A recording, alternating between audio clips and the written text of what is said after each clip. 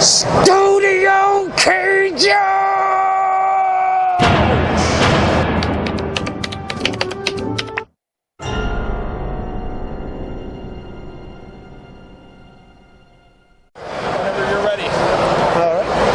I'm here with Armstrong. How are you, Mr. Armstrong? I'm doing well. How are you? Not too bad. Now, as I understand it, this is kind of a homecoming for you. Is that correct? Well, I'm from Detroit. I was born and raised here, so it's kind of that way. It's Novi, which isn't really where I was from, but it's sort of that. Yeah. I mean, I get to see my friends. I get to see my family. Oh, that's good. Now, you've had a long-standing career sort of playing everybody's best friend in a lot of films, anything from Risky Business to Better Off Dead. And in these roles, you were kind of a wild man. Did you find that liberating? Or like sort of kind of, yeah, because I'm not like that at all. So, yeah, I would say I did find it liberating. It was really fun. Well, unfortunately, now everyone thinks I'm actually like that, but I'm not. Well, that's all right. Now, you've done a lot of collaborations with Savage Steve Holland. Right.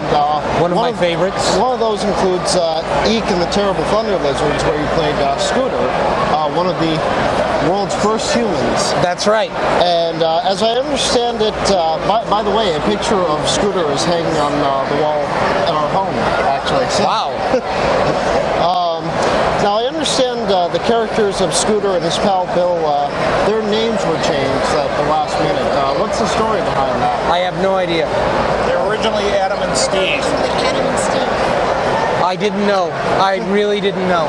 Okay. Or if I did, I forgot. Oh, fair enough. I just remembered it as those two. Now, would you like me to start from the beginning or where we're at? You better start from where we left off, because I don't know how much longer we're going to have. Okay, that's fine. Now, you currently are on a number of hit shows. One in particular that I've noticed is Fox American Dad. Yes. Now, you play a character that is similar to a lot of, like, we were talking before about the best friend type of characters. Yeah. This is kind of a reversal for you in that you're the better best friend of the already nice character. Do you, well, was that intentional? It wasn't for me. It was just Seth MacFarlane, who created that show, is a big Revenge of the Nerds fan. So he wanted to create a character which would be like Booger. So he created Snot. Yeah. And then he asked me to do it. So, or if I hadn't done it, he probably would have called it something else. You know, I mean, it was really because it was a reference. All right. And of course, everybody knows, arguably one of the most famous characters, the ultimate Type A personality, Dan. Dan, yes. Now, your character tends to go to a little bit of an extreme with some of the things that he dislikes, but kind of. Do you find the things that he gets upset about relatable? Totally. I mean, some of them I do. Canada, for example, I love Canada, so I don't relate to that one. But traffic, technology, fast food, you name it. I mean, those are all things I get nuts about. On your list. And I find it therapeutic to do Dan, because I get to scream and yell about stuff that I find frustrating, and it gets all of that out, and I deal much better with the world. Interesting. Now, I'm sure at this point you've met the real Dan and Chris, the producers of the yeah. show. Are you and Dave Foley's characters true to life, per se, with the characters? Pretty much. With, the producers? Pretty much. Yeah. I think they really wrote it from life. You know, exaggerated, obviously. Yeah. But you're here to promote another series. Let's talk about that for a second. King of the Nerds.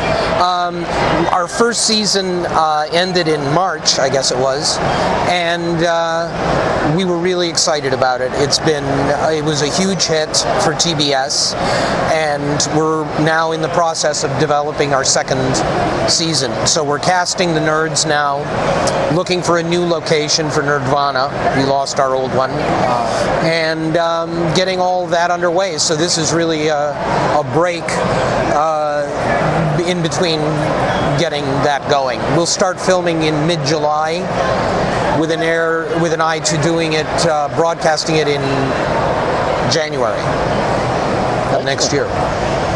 Now, I understand, not to ruin Dan's reputation, but you're a bit of an expert on classic literature. Now, Well, yeah. in my family, we're very much, the physical book is part of the whole experience. That's right. The feel and the smell. We don't really have a lot of the e-books and stuff like that. How do you feel about the sort of transition? I don't read online. I can't do it. I mean, on computers, I cannot do that. I collect books, and as big and clunky and impractical as it is to collect books, I guess it doesn't matter. It's always been what I've loved. Just Holding the book, looking at it, reading it. I don't just buy books to put on a shelf. I read them, and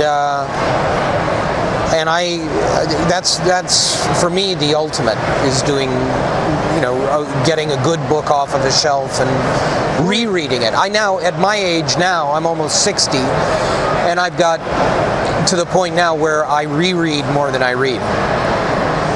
Who are some of your favorite authors? Well, I collect Sir Arthur Conan Doyle and P.G. Wodehouse and Washington Irving. Those are my three big collections. I have some other ones which are smaller, but those are the big ones. Great. Well, thank you very much for taking the time to talk to us. Thank you, and thank you for the presents, which are beautiful.